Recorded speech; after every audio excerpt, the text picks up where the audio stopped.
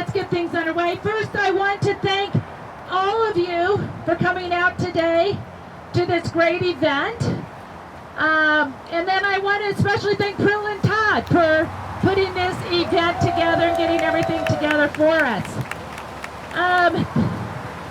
So thanks to Todd and also Prilla, we have raised over $2,800 from this event.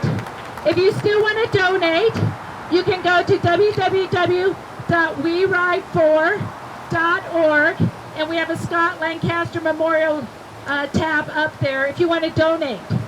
What we're going to do is this money, because we ride for Cottonwood Institute, so around the holidays I'm going to drag Todd and Prill or whatever. We're going to go visit Ford at Cottonwood Institute, and we're hoping to raise $3,000, and we're going to give him a check for $3,000 around the holidays.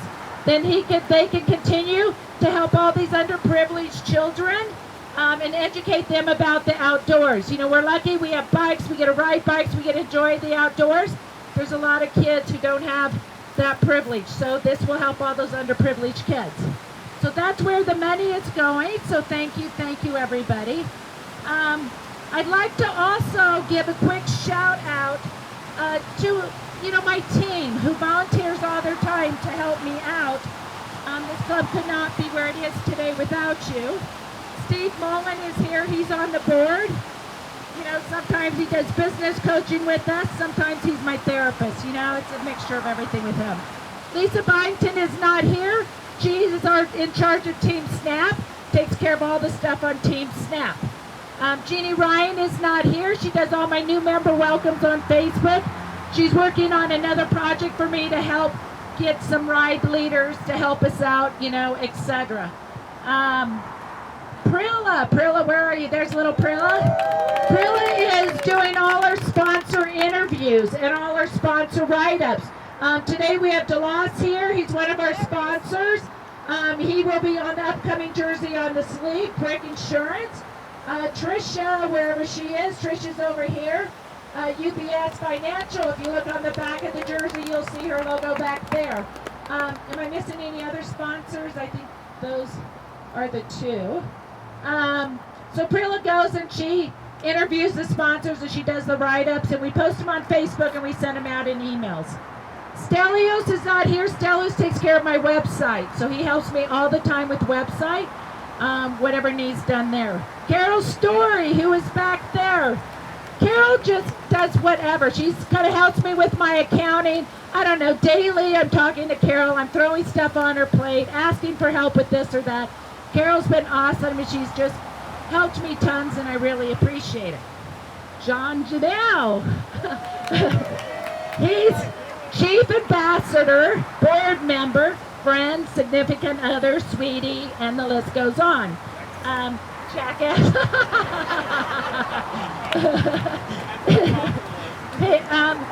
He worked by my side morning, noon, and night to get WeRide4 going and to where it is today. And I could not have done this without this or built this amazing club without the help of John. And we are up to 280 members. So thank you, baby.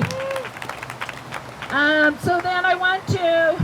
So the sponsors I thank you for being sponsors. We could not have this club where it is today without all the sponsors we have. Bill Plock right here, 303 Endurance. Bill is doing a great write-up on us for this event. He talked to Todd's parents yesterday. I sent him some stuff. He's talked to Todd. He's just making the round. So he will be doing a great write-up on this article. Okay, now we're going on to Todd. In 2018, I officially met Todd at Tour the Moon. I was introduced to Todd via email before that. So for a year, I bugged him via email trying to get him to join Wish for Wills, but to no avail. This time I had luck. So anyway, in November of 2018, I posted something on Facebook about the son I lost in 2016. Todd saw it, and he said, oh God, I was hoping to get through this. And he sent me a beautiful text telling me about the loss of his brother, Scott Lancaster, and his 30 friends he lost in the Air Force. He understood loss and grief. So a great ship formed and continues. Unfortunately, since this time, he has lost his other brother.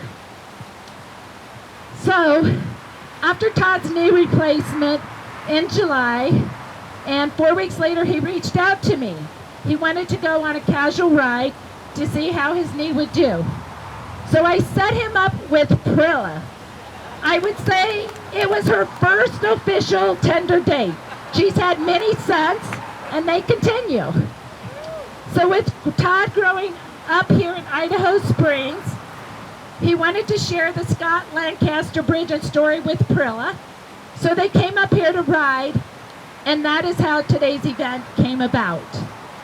So I will turn this over to Todd so he can tell us about Scott Lancaster, his family, and how this bridge came about. Thank you, Sharon. Hey, first, thanks to all the friends and community who are here from Idaho Springs. You know, I got some of Scott's friends that are here. That means a tremendous amount. You know, this was a community effort to put all this together. Sharon, thank you so much for WeRide4. Okay, because I'll make a couple comments here. This also reflects, you know, one of the things that is really important to Scott was the friendships that he created of biking. Prilla and Tracy, again, thank you for getting the word out. And Bill Clark, thank you so much for taking this story on, because the main reason we're kind of doing this is CDOT is rerouting this bike path. And so our family is concerned it could lose the Scott Lancaster designation and possibly lose this community-built bridge. Because what the bike path really stands for is the things that are really important to Scott. First of all, the love of the bike, okay, love of friends, okay, and the love of community. And when I talk about the love of the bike, I mean a literal love of the bike. That's when we learned about bike porn when we were little kids. Okay, we found out what lubricant does, okay, and how fun it is to touch the shape of a nice body. Okay, he really did. His bikes were kept in pristine condition. He really did have a love for the bike. And that was really important growing up in a small town here, because there weren't a lot of other options. We were basically a football, basketball, baseball place. Okay, and so one of our English teachers got a lot of us into biking, doing Red Gray, and he eventually helped start Ride the Rockies. And that's how Scott got into biking, and it became his thing. Whether it was cyclocross or road bike racing, he was really into that. So his bikes were everything to him. The friendships we had, meeting us here, I think we're on the very first Ride the Rockies, where my brother was the youngest rider in the first Ride the Rockies. That's when I found out that I ride bikes, that I'm not a biker, because after having a bunch of 3-2 beers in a church parking lot the night before with my brother, who was underage, right, the next day he took off on a mountain pass and just left me behind with some of his friends. And that's when I really saw how great a biker he was. But afterwards, we're in Vale having more 3-2 beer underage, okay, with Scott, and just laughing and having a good time. So it was all about the friendships that he had off the bike, okay, they were really important. Okay, and then finally the community. You know, when our community lost Scott, okay, that was a tragic death. It happened on the day of the first Gulf War, and they said that had the war not happened that day, that probably would have been the #1 story in the news around the world, because it was so unusual at that point to have a mountain lion attack. And he died just really about a half a mile away from here, where he was out training behind the high school over here during the day, during school day, for his cyclocross racing.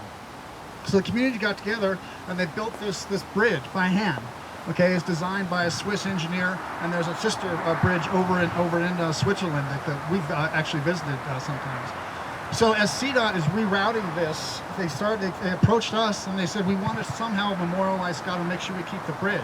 So we think what is going to happen is down here at the bathrooms, they're going to build an incline, and then on the south side of the sewage plant here, they're going to put a brand new bridge across the river. This doesn't meet specs anymore. But they plan to incorporate this wood bridge over land from basically the bathrooms to the approach of the new bridge. Okay, so you'll still be able to ride across it, and we'll keep the memorial and everything there. Okay, so that's kind of the story behind the bridge and the story behind Scott. But if you ever get a chance to go up to his marker in the Idaho Springs cemetery, you'll see that what we wrote on his headstone right next to my other brother now is Carpe Diem. You know, Carpe Diem. And as Sharon mentioned, you know, that's lived with me ever since then. One thing that there's the memory of your brother, but then there's what you make of that memory. And as I said, I've lost my other brother since then, and many friends in the Air Force, and several friends in suicide. I'm not bringing it down here. Okay, what I'm saying is that that's made me think every single day. Okay, every single day, we don't know when it's our last day. We don't know which one of us may not be here tomorrow. You know, so it gave me a great appreciation for friends like Brilla, who drops me regularly. Okay, recognizing that every day is my chance to seize the day. And so what I ask you to do is just going to spend like 30 seconds here. And in memory of Scott, I want you to think about how you're going to seize this day in honor of him for the ride.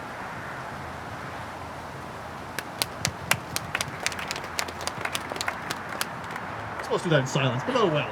We'll do that. All right, well, great. Thank you again very much for everything. Sharon, do you have more comments for the ride? Yeah. Thank you, Scott. I mean, Todd, sorry.